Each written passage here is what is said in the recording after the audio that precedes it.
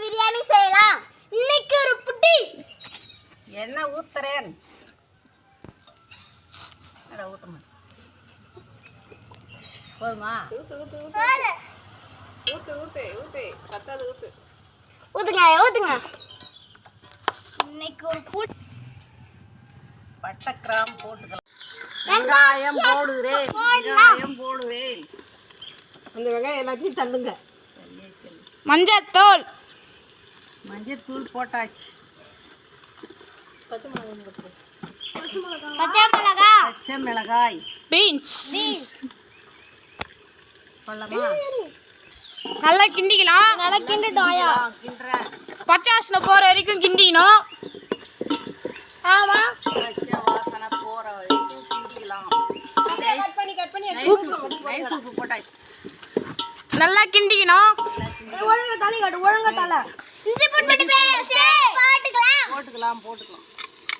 தண்ணி கொஞ்சம் கழுவி வச்சு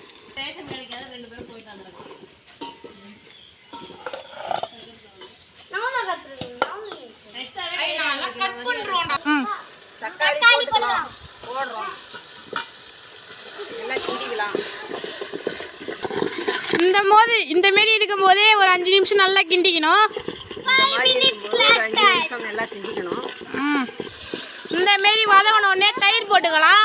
இந்த மாதிரி பக்குவமாக வந்துக்குது. தயிர் ஊற்றலாம். என்ன சாப்பிட போறது சொல்லவே இல்ல. தயிர் ஊற்றிக்கலாம். ஊற்றுறோம். நல்லா இது மாதிரி கிண்டிக்கணும். கிண்டியாச்சு. தயிர் ஊற்றி நல்லா கிண்டிக்கலாம். பிரியாணி தம் போடுறதுக்கு இலை அறுத்துக்கலாம். இந்த மாரி நல்லா நுனி இலையாக பார்த்து அறுத்துக்கணும். இலையை நல்லா கழுவிக்கணும். பிரியாணி மசாலா தூள் போட்டுக்கணும். பிரியாணி மசாலா தூள் போட்டுக்கணும். நல்லா கிண்டணும். கிண்டிக்கலாம்.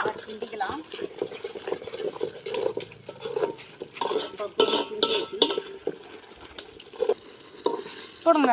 1 கிலோ கறி. நீங்க போடுற ரக்கம் பாத்து மட்டனா சிக்கன் நல்லா வதங்குற மாதிரி கிண்டிக்கணும்.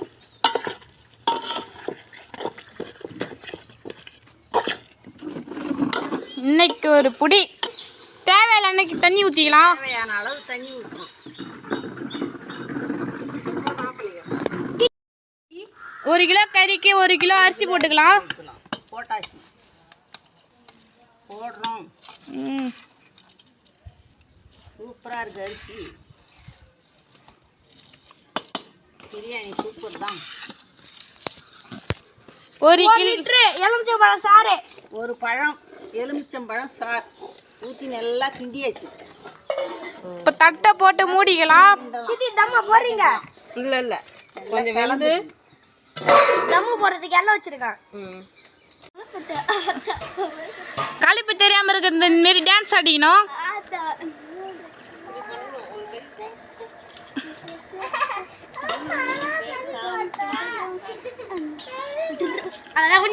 வாழை இலையை வச்சு தம் போட்டாச்சு.